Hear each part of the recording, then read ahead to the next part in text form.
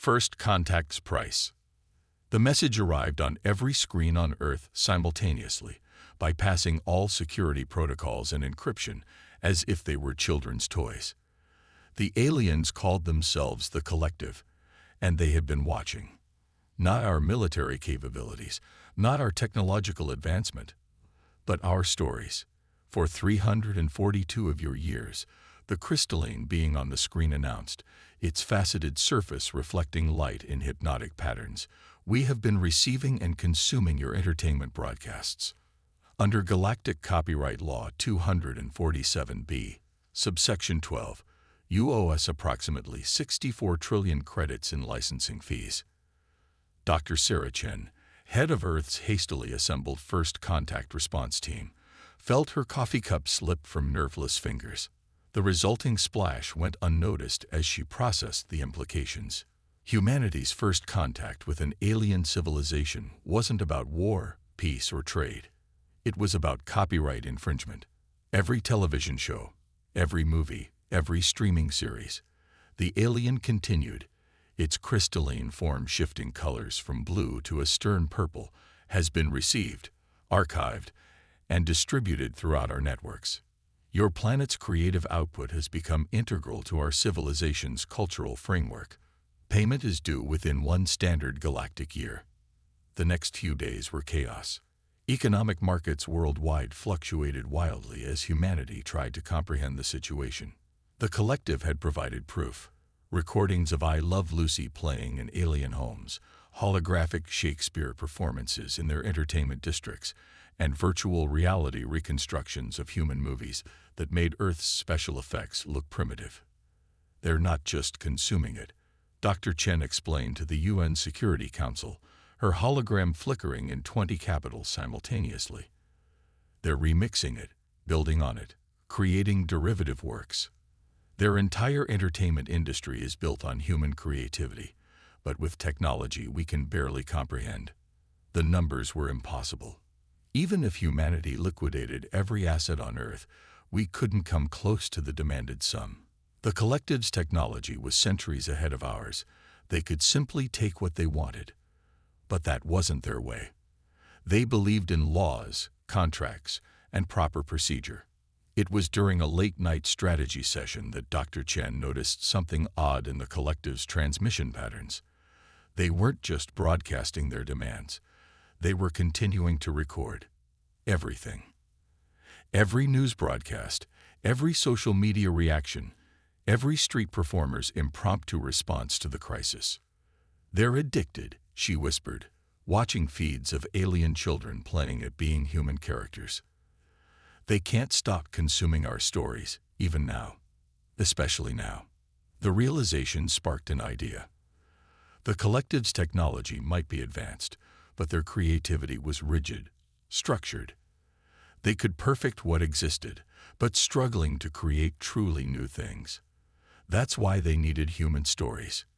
Our chaos, our imperfection, our willingness to break rules and try impossible things. These were the real resources they were mining. Dr. Chen called an emergency meeting with the UN Secretary General. We can't pay what they're asking, she said, but we can offer something more valuable. Something they don't even know they want yet. As she outlined her plan, the Secretary General's expression shifted from skepticism to cautious hope. It was crazy, unprecedented, and might completely change both human and alien society forever. In other words, it was exactly the kind of story that could only come from Earth. The next transmission to the Collective was brief. We acknowledge our debt, but propose an alternative form of payment. Our response team is prepared to demonstrate humanity's most valuable resource, not our stories themselves, but our ability to create them. The crystalline being's response was immediate, its color shifting to a curious yellow. Explain. Dr. Chen smiled. The real first contact was about to begin, and it would be unlike anything in either species' stories. As Earth prepared its demonstration, Dr. Chen couldn't help but appreciate the irony. The aliens had been so focused on consuming our finished products that they'd missed the most valuable part, the beautiful chaos of human creativity itself. Now they were about to learn why you should never underestimate a species that had turned storytelling into an art form all its own. The creative defense. The collective's observation ships hung in Earth's orbit like crystalline chandeliers, their surfaces refracting sunlight in dazzling patterns. Below, in a hastily converted television studio in Mumbai, Dr. Chen watched as humanity prepared to demonstrate its most powerful weapon, spontaneous creativity. Are you certain about this approach? The Secretary General's hologram flickered with concern. The fate of Earth rests on improvisational theater. Not just improv. Dr. Chen replied, watching the assembled team of writers, artists, musicians, and performers warming up. We're going to show them something they've never seen before, the raw, messy, beautiful process of human creation itself. The studio had been modified with the collective's quantum monitoring technology, allowing them to observe not just the physical performance, but the neural patterns of the creators at work. The aliens had been baffled by the request but agreed, their scientific curiosity overwhelming their rigid adherence to protocol. The demonstration began with a simple prompt. Tell us a story about hope. What followed was unlike anything the collective had witnessed in their centuries of watching human broadcasts. A writer began typing, her words appearing in real time on floating holographic displays. A musician improvised a melody that shifted with the story's mood. Artists sketched scenes that evolved and changed as the tale grew. Actors brought characters to life moments after they were conceived. Ideas sparked and transformed, failed and reformed, each creative mind building on the other's contributions. The collective sensors recorded everything. The spark of neurons as new ideas formed, the subtle interactions between creators, the way human minds could leap between possibilities in ways their advanced AI could never predict. Their crystalline forms shifted through colors they had never displayed before. Impossible, the collective's chief observer transmitted. Your neural patterns, they're operating in chaos state yet achieving coherent output. Our simulations suggest this should not function. That's exactly the point, Dr. Chen responded. Human creativity isn't about perfect efficiency. It's about embracing chaos, finding unexpected connections, and sometimes being brilliantly wrong before we're right. The demonstration continued for hours, with different teams showing how humans could create in real time across multiple media. Street artists collaborated with classical musicians. Quantum physicists brainstormed with poets. Children were brought in to show how creativity emerged naturally in play. The collective's representatives grew more agitated or excited. It was hard to tell with crystalline beings, as their sensors revealed patterns they had never encountered. The human creators weren't just producing content. They were demonstrating a fundamental approach to existence that challenged everything the collective thought they knew about intelligence. We have been. The chief observer paused, its crystal surface rippling with new colors, incomplete in our understanding. We believed we were collecting your creative products. We did not realize we were observing only the surface of a much deeper phenomenon. Dr. Chen felt hope rising. Then you understand what we're offering. Instead of paying our debt with credits we don't have, we propose a cultural exchange. We'll teach your people how to create like we do, how to embrace the chaos that leads to genuine innovation. The observer's crystalline form pulsed with rapid color changes as it communicated with its superiors. The response, when it came, was unexpected. We are detecting concerning variations in our younger generation's crystal matrices. Those most exposed to human entertainment are developing irregularities, unpredictable growth patterns, non-standard thought processes. Dr. Chen leaned forward. Are these patterns damaging? No, the observer admitted. They are innovative, but they threaten the very structure of our society. Our civilization is built on precision, predictability, perfect replication of established patterns. And yet you've been consuming our stories for centuries, Dr. Chen pointed out. Perhaps your society is already changing. We're not offering to pay our debt. We're offering to help you navigate a transformation that's already begun. The studio fell silent as the observer processed this. Above, The crystalline ships shifted position, their formations breaking from perfect geometric patterns into something more organic. "Continue your demonstration," the observer finally transmitted. "Our council requires more data to process these implications. But be warned, you may be proposing something more revolutionary than simple debt payment." The elder's surface shimmered with what might have been uncertainty. "Perhaps, but we must ask, can a society built on perfect order survive the introduction of creativity? And if it cannot, are we witnessing the end of our civilization or its rebirth?" Before Dr. Chen could respond, an alert flashed across their displays. Across collective space, young crystals were coordinating something unprecedented, a synchronized artistic expression that would use their entire civilization's crystalline architecture as a canvas. They called it the First Light Festival. As reports flooded in, Dr. Chen realized that the situation had moved beyond any human's control. The collective's youth weren't just learning creativity. They were reinventing it in their own image. The real question now wasn't about debt or payment, but about how to guide this crystalline renaissance without shattering the very foundation of their society. The counteroffer, the First Light Festival, changed everything.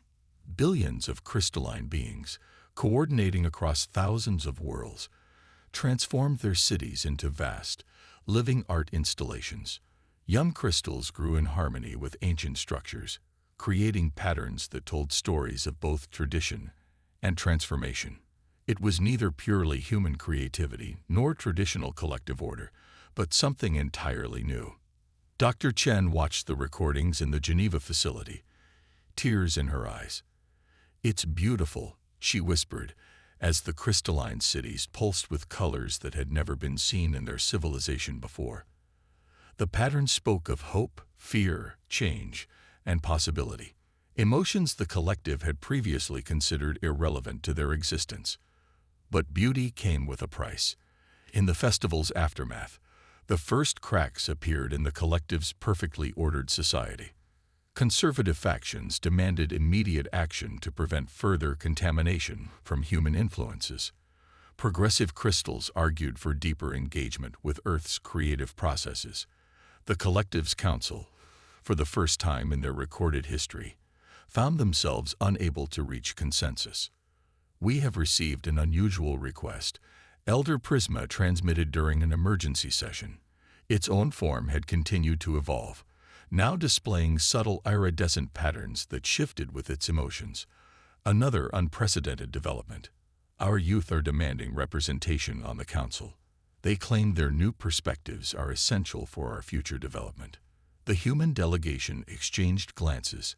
They'd seen this before, the inevitable conflict between rigid tradition and emerging change. But never had the stakes been quite so high, or the participants quite so crystalline. "Perhaps," Dr. Chen suggested carefully, "this is an opportunity rather than a crisis. Your society is discovering something we learned long ago.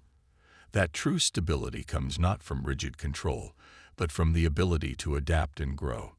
The elder's surface rippled with what had become recognizable as thoughtful consideration. "We have been analyzing our original complaint against Earth," it transmitted.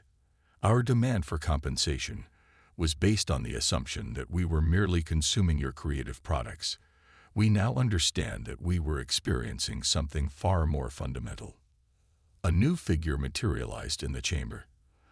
A young crystal whose form was unlike anything in collective history.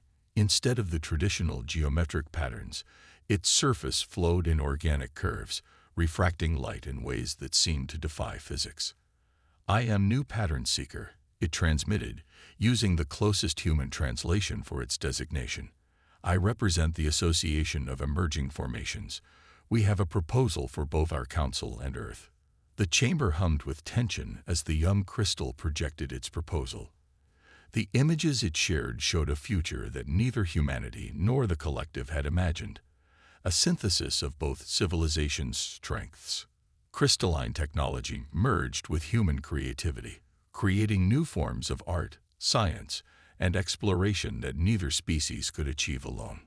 Our studies of human history show that your greatest achievements often came from crisis points. New Pattern Seeker continued. When old systems failed, you created new ones. When faced with impossible problems, you imagined impossible solutions. We believe our civilization stands at such a point now. The proposal was audacious. Instead of Earth paying its debt to the collective, both civilizations would enter into a partnership. The collective would share its advanced technology and perfect replication capabilities, while Earth would help guide their society through its creative awakening. Together, they would explore what happened when perfect order learned to dance with creative chaos. You understand what you're proposing? Elder Prisma asked the young crystal. This would fundamentally alter everything we have built over millennia.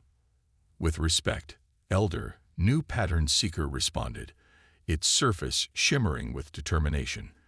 That change has already begun. The question is not whether we will change, but how we will direct that change. Dr. Chen watched the exchange with growing hope. This was more than just a solution to Earth's debt crisis. It was an opportunity for both civilizations to evolve into something greater than either could become alone. The council chambers erupted in a cascade of light as members began transmitting their responses. Some supported the proposal immediately, their surfaces gleaming with enthusiasm. Others displayed patterns of deep concern. But none could deny the reality before them. Their society was already transforming, and no amount of regulation could reverse the creative awakening that had begun. As the debate continued, Dr. Chen received an urgent message from Earth. The creativity demonstrations had had an unexpected side effect. Human artists exposed to the collective's crystalline thought patterns were beginning to create entirely new forms of expression. The exchange of ideas wasn't just changing the collective, it was pushing human creativity in new directions as well. The Great Exchange. 1 year after the first Light Festival, the skylines of Earth's cities sparkled with crystalline towers that grew organically alongside human architecture. In return, the collective's worlds pulsed with new forms of art and expression that would have been unimaginable to them just months before. Dr. Chen stood in her office at the newly established Interspecies Creative Institute in Singapore, watching a group of human artists work alongside young crystals. They were developing something they called quantum art, a fusion of crystalline light manipulation technology and human abstract expression that existed simultaneously in multiple dimensional states. We still cannot predict the outcome of any creative session, Elder Prisma observed, its form now permanently altered by the changes sweeping through their society. And yet, we find ourselves anticipating the uncertainty with enthusiasm. The transformation hadn't been easy for either civilization. The collective had faced its share of resistance and upheaval. Some conservative factions had attempted to isolate themselves from the changes, forming enclaves of pure geometric order. But they found themselves increasingly irrelevant as the younger generations embraced their creative awakening. Earth, too, had struggled with the rapid introduction of crystalline technology and thought patterns. The human mind wasn't designed to process reality quite the way the collective did. Yet somehow, this limitation became an advantage. Where the collective saw precise patterns, humans saw possibilities. Where humans saw chaos, the collective found underlying structures. We've received the first reports from the deep space artistic expeditions, Dr. Chen said, pulling up a holographic display. The images it showed were breathtaking. Human and crystalline artists working together to reshape asteroids into vast sculptures, using zero gravity and crystalline growth patterns to create works of art visible from light years away. But the most profound changes were happening on a smaller scale. The collective's young crystals had developed their own unique creative culture, neither purely human nor traditionally crystalline. They called it flow form, a practice of allowing their crystalline structures to grow in response to emotions and ideas rather than predetermined patterns. Meanwhile, human artists exposed to crystalline thought patterns began experiencing new forms of synesthesia, perceiving mathematical patterns as emotions and translating quantum states into visual art. The boundaries between the two species' ways of thinking were beginning to blur in fascinating ways. The council has reached a decision, Elder Prisma announced, its surface shimmering with formal patterns. The debt that brought us together is hereby declared null and void. In its place, we propose a permanent alliance between our civilizations. Dr. Chen smiled. The debt had always been just an excuse. The universe's way of bringing together two civilizations that needed each other without knowing it. The collective had perfected the art of order and replication, while humanity had mastered the chaos of creativity. Together, they were becoming something greater than either could have imagined. There's something else, the elder continued, its patterns shifting to indicate excitement. Our long-range sensors have detected signals from other civilizations. Some appear to be highly ordered, like we were. Others seem chaotic and creative, like humanity. All of them trapped in their own extremes. You're suggesting we share what we've learned? Dr. Chen asked, already seeing the possibilities. More than that, the elder's form pulsed with new colors.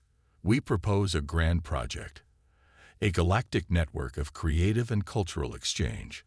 Our partnership has proven that the combination of order and chaos, structure and creativity, produces something greater than the sum of its parts. As if to emphasize the point, a young crystal in the workshop suddenly achieved something unprecedented. It grew into a shape that perfectly represented a human emotion while maintaining mathematical precision. The human artists gasped in wonder, while the crystalline observers vibrated with excitement. That's not possible, one of the collective scientists transmitted. The mathematical parameters. Exactly, Dr. Chen laughed. That's what makes it art. In the years that followed, the human collective alliance would reshape the galaxy's understanding of civilization itself. Their joint expeditions would encounter species trapped in rigid order or chaotic creativity, showing them a middle path that embraced both. The debt that had once threatened Earth had become a gift to the galaxy, a demonstration that the most beautiful structures could arise from the marriage of perfect order and creative chaos. As human artists and crystalline growth shapers worked together to create wonders never before seen in the universe, they proved that the best stories aren't about choosing between order and chaos, but about learning to dance with both. And somewhere, in the quantum spaces between thought and form, pattern and possibility, the next chapter of both civilizations' story was already beginning to crystallize. Dr. Chen smiled. With all due respect, revolution is one of humanity's specialties. Now let us show you how we teach creativity to our own children. I think you'll find our educational methods particularly interesting. The fate of Earth still hung in the balance, but the terms of engagement had shifted. They were no longer negotiating over payment for past broadcasts. They were discussing the future of both species and how chaos and order might learn to dance together. Signal revolution. The first signs of change appeared in the collective's youngest crystals. 3 weeks into Earth's ongoing creativity demonstrations, reports began flooding in from across their civilization of unprecedented behaviors among their youth. Young crystals were growing in non-standard patterns, developing facets that caught light in ways that told original stories rather than perfectly reflecting established ones. In their educational chambers, instructors reported students asking what-if questions, a concept so foreign to their society that they had to consult Earth's linguistics databases to understand the phenomenon. Dr. Chen stood in the New Earth Collective Cultural Exchange Center in Geneva, watching a holographic display of these developments with a mixture of fascination and concern. They're not just copying our creative processes, she explained to her team. They're developing their own unique form of creativity, filtered through their crystalline nature. The evidence was stunning. A group of young crystals had begun modifying their own light-refracting properties to create what could only be described as crystal poetry, stories told through shifting patterns of light and color that existed somewhere between mathematics and dreams. It was creativity, but not as humans had ever conceived it. Fascinating and disturbing in equal measure, transmitted Elder Prisma, one of the more progressive members of the collective's council. Its own crystalline form had begun showing subtle changes, microfacets that caught the light in less predictable ways. We are seeing similar phenomena across all our worlds. The pattern variations are spreading.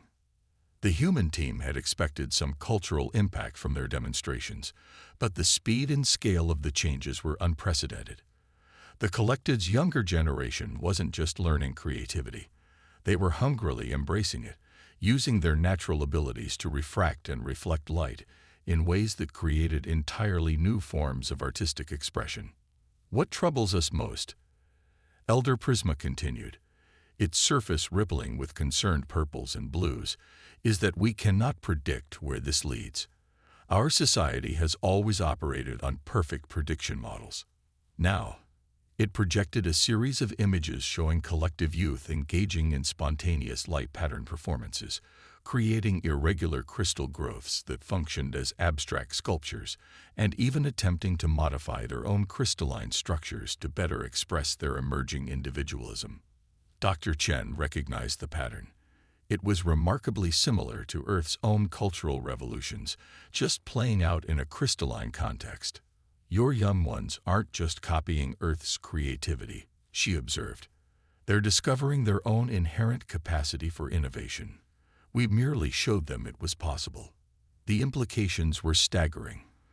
The collective had spent millennia perfecting the art of perfect replication and predictable growth. Now, influenced by human creativity, their youth were discovering that their crystalline nature, the very thing that had made them so ordered, could be a medium for unprecedented artistic expression. But not everyone in the collective embraced these changes. Reports came in of conservative factions calling for an immediate end to Earth transmissions and creativity demonstrations. Some even proposed a radical solution, forcibly restructuring the corrupted crystals of their youth to restore standard patterns. We stand at a crossroads. Elder Prisma transmitted, its colors shifting through contemplative shades. Your debt to us remains unpaid, yet you have already irreversibly altered our society. Some say this damage exceeds any monetary value we might have claimed. Dr. Chen took a deep breath. What your society sees as damage, we see as growth. Your young ones aren't being corrupted. They're evolving. They're discovering parts of themselves that have always existed but were never expressed. She projected images from Earth's history, cave paintings, Renaissance art, modern digital creations. Human creativity didn't start fully formed. It evolved, changed, found new ways to express itself. What's happening in your society isn't chaos. It's the beginning of something new.